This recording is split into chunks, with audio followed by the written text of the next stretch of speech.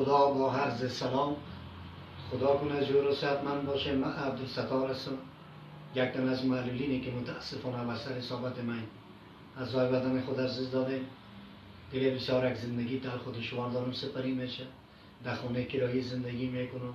اگر شب پیدا کنم به روز اولادم گشنه است، اگر روز پیدا کنم و شب گشنه است.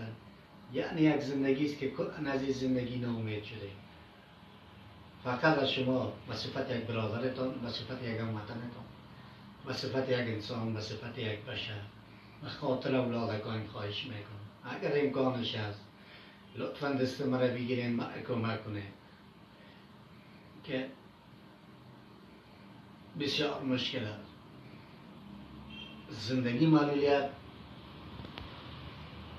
بسیار مشکل است. زندگی معلولیت انسان بسیار درد میده.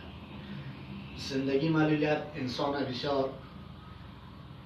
بسیار زجر میده. زندگی معلولیت انسان بسیار ناامید میسازه.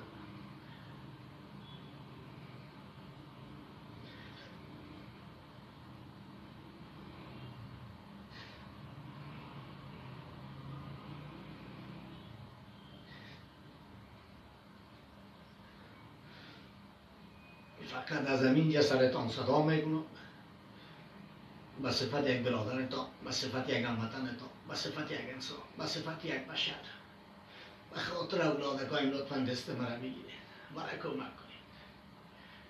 احساس بشر دوستی رفته، احساس انسانیت رفته.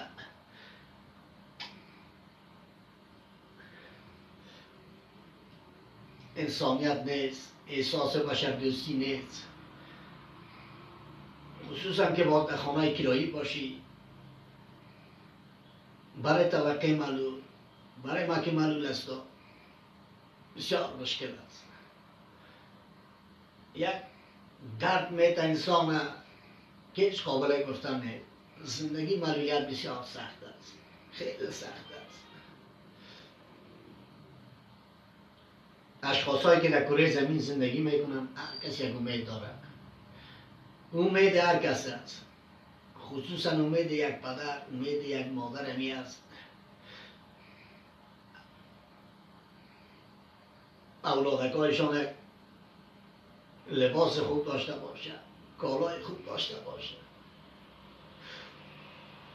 یکی دی میشه، یک دیگه میشه. امید هر کس که اولادش یک میوه بخوره، لباس نو داشته باشه، اولادش مکتب بره، درس بخونه. او امید هر کس است. مگه ما متاسفانه ناامید شده. ما متاسفانه ناامید شده، خیلی ناامید شده. یه دقیقه که من سل میکنم طرف اولادکایم سل میکنم، طرف از این روزگار سل میکنم، طرف زندگی سل میکنم. من بسیار درد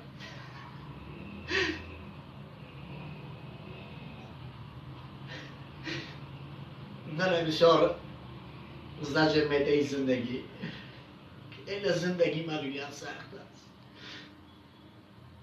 که در خانه کرایی باشی، همین 29 کسی میشه پشت خانه من ترقص میکنن که کرای خانه مرا بدین. اگر کرای خانه را میتی خوب، نمیتی خانه را ایرا.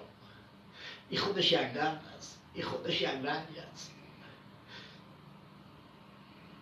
دیگه از همینجا سرتان صدا میکنم، از همینجا سرتان صدا میکنم به صفت یک برادرتان، به صفت یک انسان، به صفت یک بشر. فقط به خاطر اولادکان، فقط به خاطر اولادکان لطفا دست مرا بگیرید، مرا کمک کنید، مرا کمک کنید. از این مشکلاتی که دامنگیریم از برای